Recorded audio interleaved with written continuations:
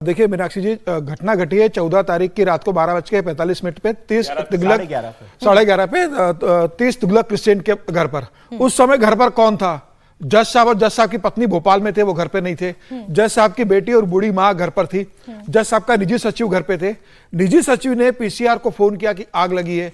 PCR ने 2 fire brigade बुलाई। Fire brigade बुलाई जाती है। जब फायर ब्रिगेड आग बुझाती है तो उन्हें वहां जले हुए नोट मिलते हैं। यह कहा जा रहा है कि फायर ब्रिगेड ने इसका संज्ञान लिया। पुलिस कमिश्नर को इसका इन्फॉर्म किया जाता है।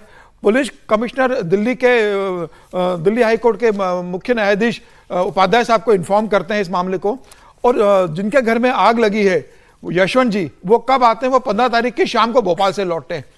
और क्या 14 तारीख की रात को जब यह घटना घटी, आग लगी, वहां नोट जले हुए मिले, पुलिस का क्या दायित्व था वहां पर? सबसे पहले यह था कि उस रूम को लॉक किया जाता, उस पूरे एरिया को सील किया जाता। और जो नोट निकले उस समय घर के लोगों से, उनकी बेटी जो बालिग है, वैसी तो नहीं कि छोटी बेटी है उनकी, उस बेटी को, निजी सचिव को वहां बुलाया जाता, उनको दिखाया जाता कि देखिए इस कमरे में इतने नोट जले हुए। एविडेंस के लिए वहां उनका बयान दर्ज होता, वहां उनकी वीडियो रिकॉर्डिंग होती, पूरा वीडियो रिकॉर्डिंग करते, सारे सीसीटीवी कैमरे जो है वो कब्जे में लेते और सारे घर के लोगों को वहां से दूर करते। सुबह तुरंत जज को आने को कहते कि तत्काल आइए। अर्ली इन द मॉर्निंग जज को वहां बुलवाया जाता और जज के सामने उसको खोल के सब चेक करवाया जाता। आपको पूरा समय दे दिया। दूसरे दिन सुबह जिन लोगों को सफाई करनी थी कर दी।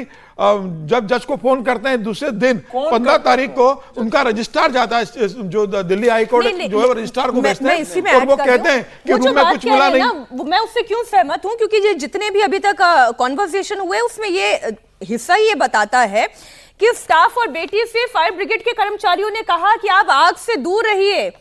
जस्टिस वर्मा ये कह रहे हैं मुझे मेरे परिवार को नहीं पता कि वहां पर क्या मिला। जब नोट हमें दिखाए नहीं गए तो हम ये कैसे मान लें? एक लाइन जब टीम चली गई तो पूरा नहीं मिला। 14 तारीख की रात की है। 22 तारीख तक सीजीआई क्या कर रहे थे, सुप्रीम कोर्ट क्या कर रहा था? 8 दिन क्यों लगे इस मामले को बाहर आने के लिए? यह घटना 16 तारीख को ही शाम को पूरे मामले की जानकारी आनी थी। 8 दिन तक सुप्रीम कोर्ट इस मामले में जो ढिलाई बरती है, और जब मामला मीडिया में आता है उसके बाद सुप्रीम कोर्ट के सीजीआई इसको सार्वजनिक करते हैं, साइट पर अपलोड करते हैं। अब तो मामला इतना बड़ा बन गया ना।